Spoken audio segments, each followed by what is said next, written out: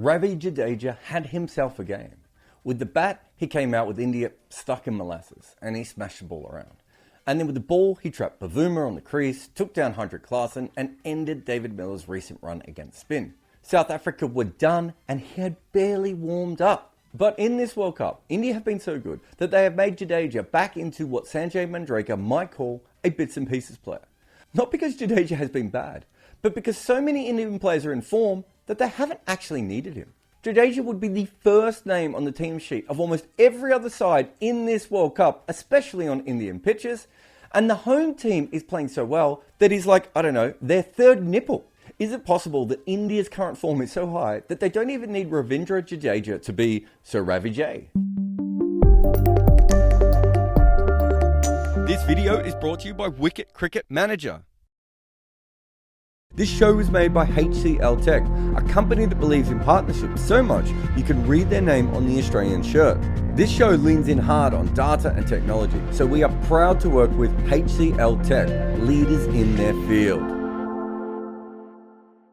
It is worth looking at what the Indian bowlers are doing in this World Cup.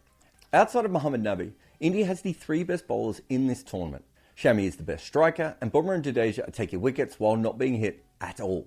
And there is nothing wrong with Kuldeep's numbers, and even Siraj's numbers are okay. India have been so good that they carried Shardul Thakur early on in this tournament. The Lord played in 3 matches and did not face a ball, and only delivered 17 overs. Against Pakistan he bowled 2, and obviously wasn't needed with the bat. India turned their magical Lord into the kid who comes to every game, so you just, let him play with no intention of using him at all. Now, they have certainly used Jadeja, and he has been good, even before this match in the tournament. But he's often been used as more of a holding bowler at times, so they can attack from the other end. That was not the case today. When the conditions were in his favour, India decided to use him early on. And before this match, he'd only delivered 138 balls in the first 10 overs. Today he was brought on because what Keshav Maharaj had done earlier, and he was bowling despite the fact that Quinton de Kock, a left-hander, was at the crease. Even Bavuma is a very good player of spin, although he does struggle a little bit more against slow left arm. Of course, calling Jadeja slow is an oxymoron. This ball spun 4 degrees, but it did that at almost 100 kilometers an hour. That is some serious heat to get the ball that much off the straight. Hendrik Klaasen was next, a man who gets paid a lot of money because how he plays spin. And he had been smashing it everywhere. And not only that, but enjoys the ball spinning away. But when Klaasen gets down to sweep, what he probably assumed was something outside leg stump, it wasn't. And one of South Africa's best weapons against spin was gone.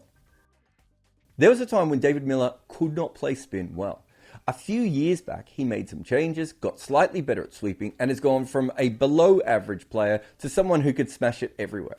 At 59 for 5, he walked across his stumps, tried his second paddle sweep, and this time he missed it and was gone as well. From there, the game was obviously completely over. But there was still a very vicious SLA on SLA crime, and eventually Jadeja would take his 5th wicket, meaning he took over a third of his World Cup wickets in one game. But it wasn't as if he was bowling poor earlier. It was just that he wasn't needed this way. And once he was, India activated strike mode and South Africa were gone. But while this last game was his first huge impact with the ball, although he had bowled well earlier in the tournament, India is just as interesting when it comes to batting. As it currently stands in this World Cup, India has the second best average of any team ever in this tournament. And it's not just to point out how good the Australian team of 2007 were. It is because that Australian team rarely used their number 7 position. In that tournament, Australia only needed their number 7 to bat 5 times in 11 innings. Now, of course, when you're averaging over 60 runs per wicket, you don't really need a lower order.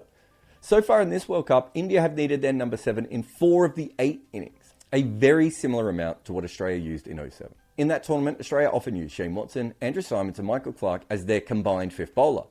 All had some skills, but none were frontline bowlers the way that Jadeja is. And while being a frontline bowler, he also has the 3rd most runs ever at number 7. You could make a case he's in the top 4 number 7s of any ODI player ever. And yet, he is also a frontline bowler who could rip your heart out in these kinds of conditions. But when it comes to his batting, he was struggling with form over the last couple of years.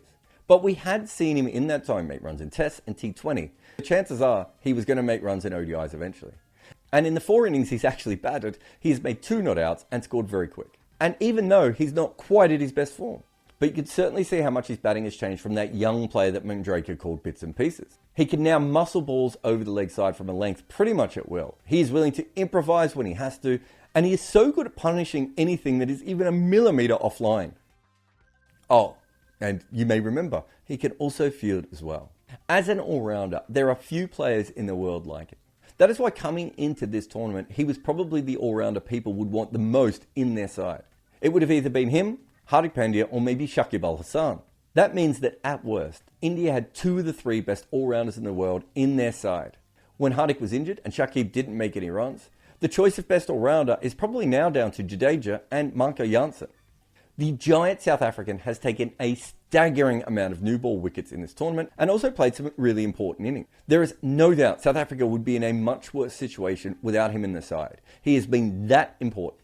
While India has continued to win without Hardik in their side, and even while Jadeja hasn't even always had to bat, India is 8-0, and perhaps their 2 most valuable guys are either relegated to role players or not in the side at all. As it currently stands, you could replace Jadeja with a bruised kumquat, and India would still be on top of the points table. But today, he showed India that if they need him to step up, he certainly can.